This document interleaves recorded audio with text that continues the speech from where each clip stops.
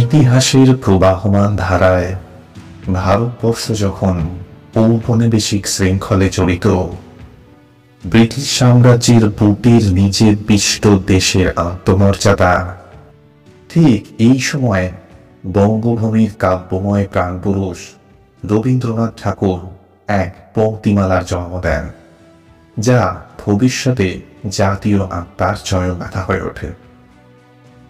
জন গণ মন অধিনায়ক জয় হে।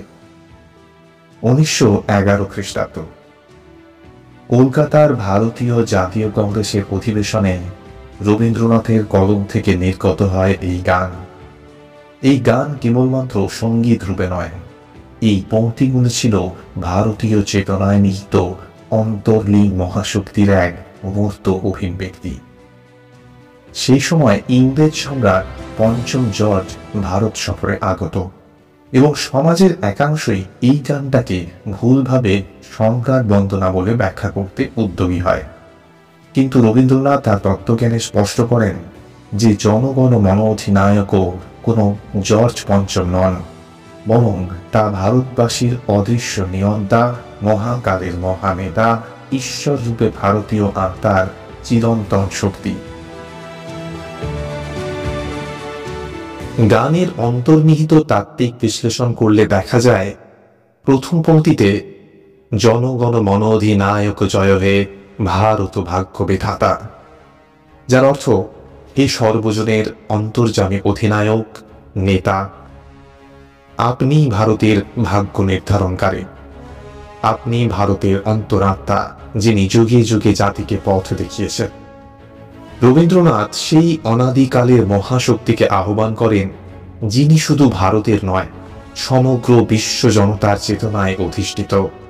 তিনি বলেন, ভারতবর্ষের ভাগ্য রচয়িতা এই শাশ্বত সত্তা, যিনি নদী, পর্বত, সমুদ্র, জনপদ ও লোকালয়ের অন্ধকার দূর করে দেন।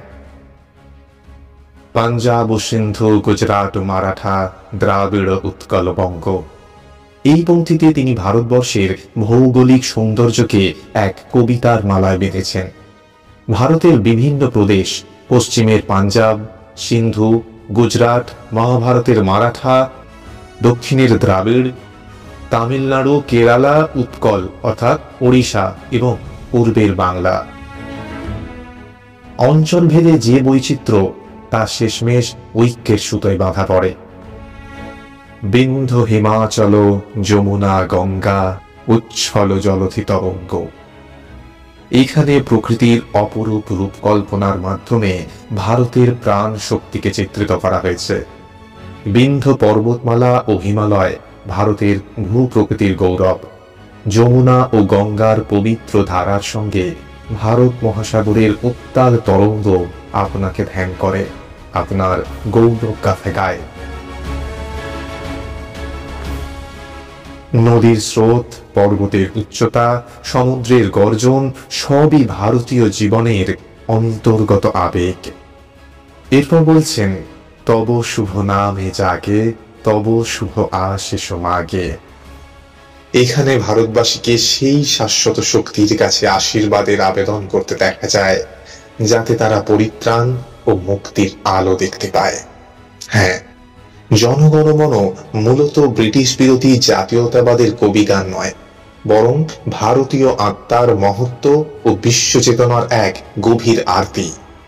রবীন্দ্রনাথ এখানে কোনো সম্রাটের বন্দনা করেননি, তিনি বন্দনা করেছেন সেই চিরন্তন আদর্শের, যা যুগে যুগে ভারতবর্ষকে সত্য, ধর্ম ও ন্যায়ের পথে পরিচালিত করেছে। এই গানে জাতীয়তাবাদের সংকীর্ণতা নেই, আছে বিশ্ব জননীনতার মহিমা। এটি প্রকৃতপক্ষেই একটি বিশ্ব মানবতাবাদী স্তোত্র। 1950 সালে ভারতের সংবিধান প্রণয়ন কমিটি এই গানটিকে ভারতের জাতীয় সঙ্গীত হিসাবে ঘোষণা করে। তবে গানটি পূর্ণাঙ্গ 5 স্তবক বিশিষ্ট হলেও প্রথম স্তবকটি জাতীয় সঙ্গীত রূপে গৃহীত হয়।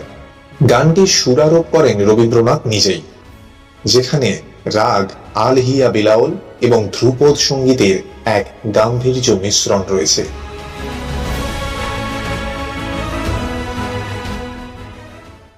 শেষ কথা বলা যায়, জনগণ মন শুধু এক সাধারণ সঙ্গীত নয়, এটি ভারতবর্ষের অদম্য চেতনা শক্তির শব্দমূর্ত প্রতিচ্ছবি, যেখানে ভাষা, ধর্ম, জাতি, ভূখণ্ড সব সীমারেখা ভেঙে এক মহাজাগতিক ঐক্যের বাণী ধ্বনিত হয়।